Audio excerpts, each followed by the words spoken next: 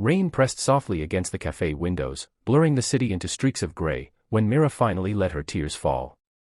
She had promised herself she wouldn't cry in public again, not after the way life had taught her to swallow pain quietly, but loneliness has a way of breaking promises. She sat at a small corner table with a cup of coffee gone cold, her hands wrapped around it as if warmth could seep into her bones. It had been 2 years since the accident, 2 years since silence replaced laughter in her apartment, and today the weight of it all felt heavier than usual. She didn't notice the twins at first. They were small, maybe 5 or 6, with matching rain jackets and curious eyes. They sat at the next table with a man who looked tired in the way only good fathers do, the kind of tired that comes from love, not defeat. The twins whispered to each other, glancing at Mira, their brows knitted together in concern. When one of them slipped from his chair and patted over, Mira looked up, startled, her cheeks still wet. "Don't cry, ma'am," the little boy said gently, as if he'd practiced comforting people all his life. "You can borrow our dad." Before Mira could react, his sister nodded seriously.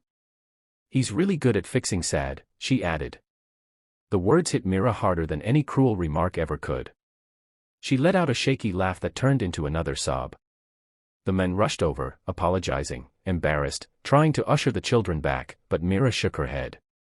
"It's okay," she said softly. They're very kind." The man introduced himself as Daniel. He pulled up a chair, unsure but attentive, while the twins climbed back into their seats, watching closely like guardians making sure their offer was honored. Daniel didn't ask invasive questions or offer hollow advice. He just listened. For the first time in months, Mira spoke about her husband, about how the world had gone quiet after losing him, about how evenings were the hardest when there was no one to share the day with. Daniel listened with the patience of someone who understood grief, because he carried his own.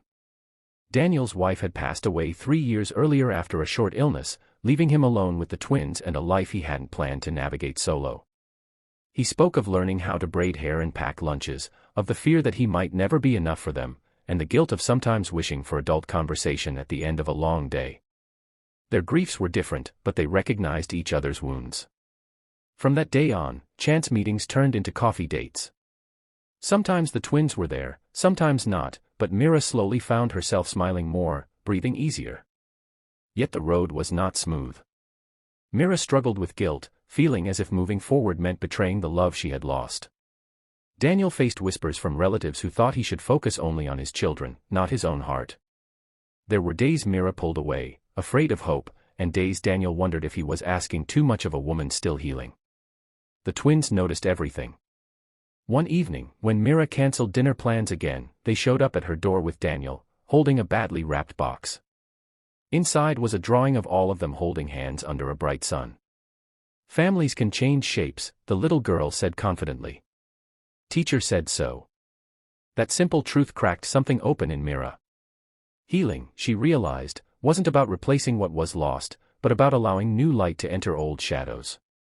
She began to face her fears, to speak honestly about her pain instead of hiding it. Daniel learned to stop apologizing for wanting happiness, understanding that caring for his heart made him a better father, not a worse one. Challenges still came. There were awkward moments, anniversaries that reopened wounds, nights when memories hurt too much. But they faced them together, with patience and honesty. Slowly, laughter returned to Myra's life, not loud at first, but real. The twins grew comfortable curling up beside her on the couch, treating her presence as something natural, something earned. 1 year later, on a quiet afternoon much like the first day they met, rain tapping gently against the windows, Mira sat at the same café table. This time, Daniel was beside her, the twins arguing happily over a cookie. Mira looked at them and felt a warmth she had thought was gone forever. She hadn't borrowed a dad after all. She had found a family that understood brokenness and chose love anyway. Life doesn't always give back what it takes. Sometimes it gives something different, something unexpected, something just as beautiful. And sometimes, healing begins with the smallest voices, brave enough to say, "Don't cry, you don't have to be alone anymore."